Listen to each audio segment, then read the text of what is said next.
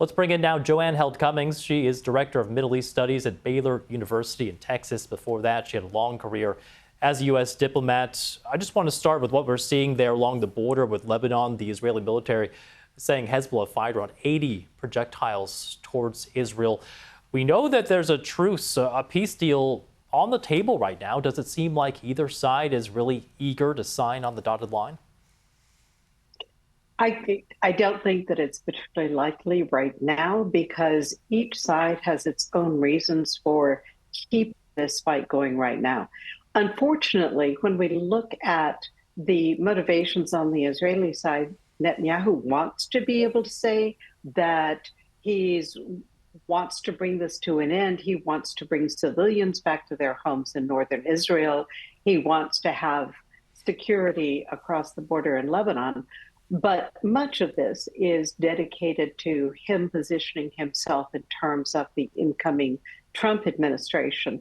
Hezbollah, of course, has its own considerations with regard to the United States, but I think much more so it's being driven by domestic considerations within Lebanon, as well as, of course, increasing anger and frustration with the level of destruction within Lebanon.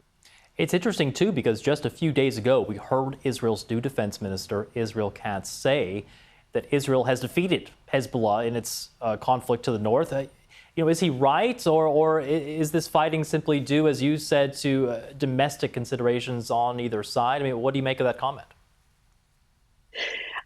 We have to remember that I spent many years in Iraq and in Afghanistan, and I'm a little bit cautious about claims that the mission is accomplished.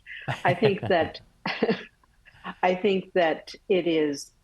there's a lot of frustration within Israel, not just about the judicial coup, which is being reactivated, but also because the fighting in Gaza has done absolutely nothing in terms, from the point of view of the families of hostages, to bring people home, which they consider to be the most important thing and the only reason for Israel to be engaged in the war and putting Israeli soldiers at risk. So the fighting in Lebanon is not something that they see as being a factor that is going to lead to the release of hostages.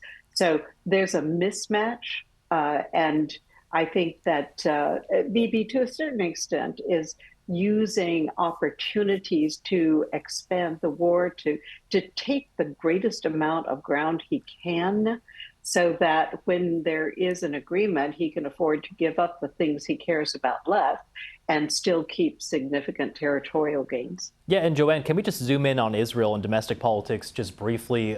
You mentioned the frustration there. We heard Justice Minister Yariv Levin calling for the resumption of a judicial overhaul. You called this a judicial coup. That's certainly what opponents of that measure would say there.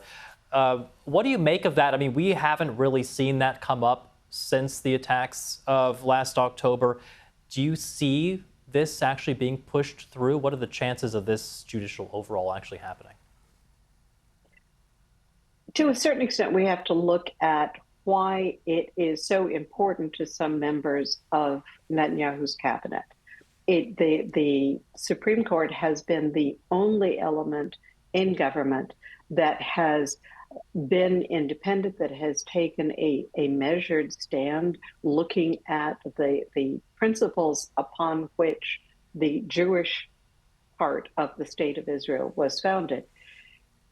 They have taken stands against the governments at different times. So Netanyahu does not like there being an element of government that can gainsay what he wants to do.